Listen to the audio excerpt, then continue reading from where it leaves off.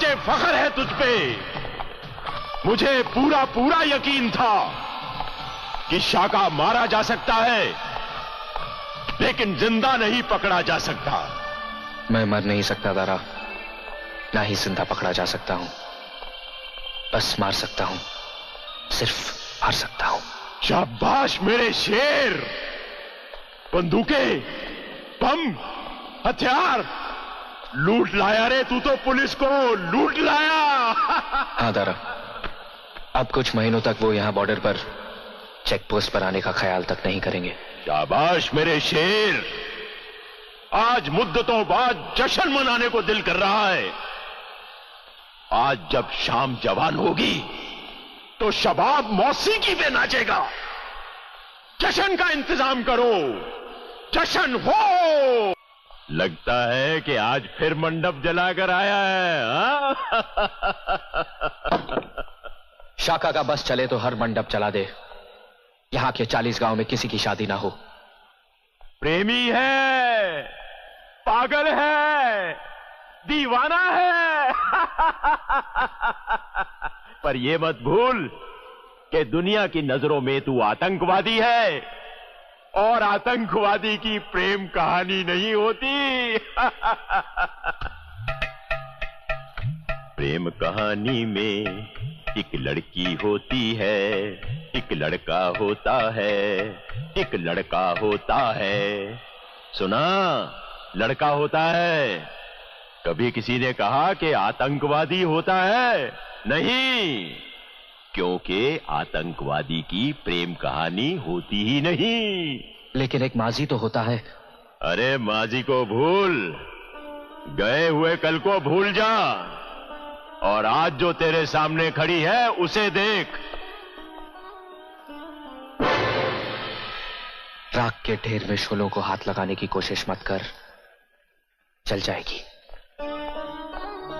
नाम मेरा शबनम है, पर आग तो मैं भी हूं शाका। दिल जले, दिल जले।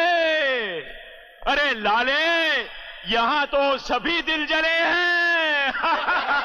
इस लड़की दामिनी ने जो कहानी सुनाई, उसमें सच्चाई है या नहीं, इसने क्या देखा क्या नहीं देखा वो बाद में देखा जाएगा। मैं तो कहता हूं कि गुप्ता के घर में ऐसी कोई घटना हुई ही नहीं। मिलॉर्ड, वो लड़की उर्मी एक बदचलन लड़की है। ये झूठ है। उर्मी बदचलन नहीं है, वो बहुत ही शरीफ, ईमानदार और मेहनती लड़की है मिलॉर्ड। चुप रहो।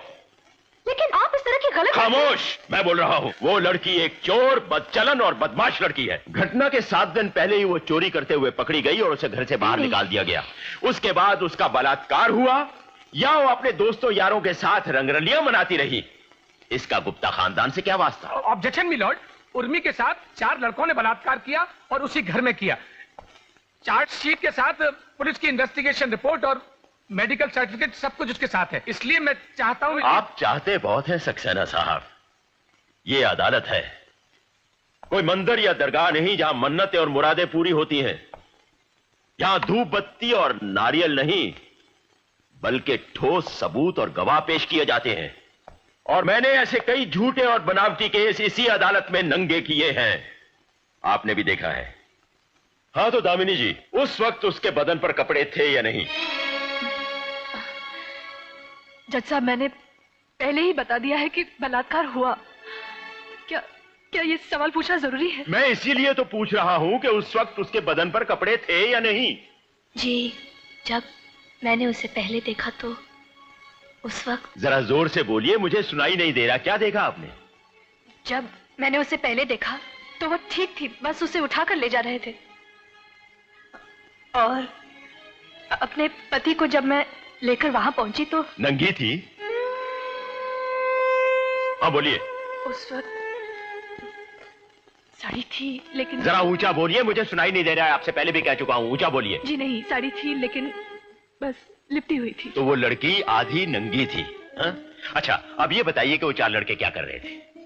हाँ, जी मेरे ख्याल से। ख्याल से नहीं, अपने यकीन से कहिए।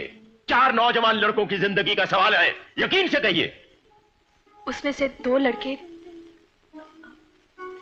उसके सर के पास थे, उनके हाथ कहां थे? उसकी छाती पर थे या कंधों पर थे? दो लड़कों ने उसे जकड़ के रखा था और उसके बाहों को पकड़ के रखा था। और तीसरा लड़का क्या कर रहा था? पाँव के पास था। ऊंचा बोलिए, मुझे सुनाई नहीं दे रहा है। मैं आपसे पहले भी कह चुका हूं, ऊंचा बोलिए। एक लड़का उसके पाँव के पास बैठा था, उसने उसके पाँव को पकड़ के रखा था। आंख मिलाकर बात कीजिए मेरे साथ। आप नजर नीची मत रखिए, मेरे साथ आंख मिलाइए। उसने उसके पाँव पकड़ रखे थे या उसकी जांघें पकड़ रखी थी? जांघें आपको मालूम है क्या होती है? घुटनों के ऊपर का हिस्सा जो होता है उसे जांघें कहा जाता है। उसने पाँव पकड़ रखे थे या जांघें पकड़ रखी थी? जांघें। जांघें पकड़ रखी थी। और चौथा लड़का क्या कर रहा था? चौथा लड़का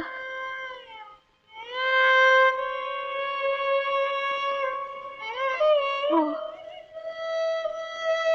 उर्मी के पास लेटा हुआ था। उसके पास लेटा हुआ था या उसके चुप कीजिए आप।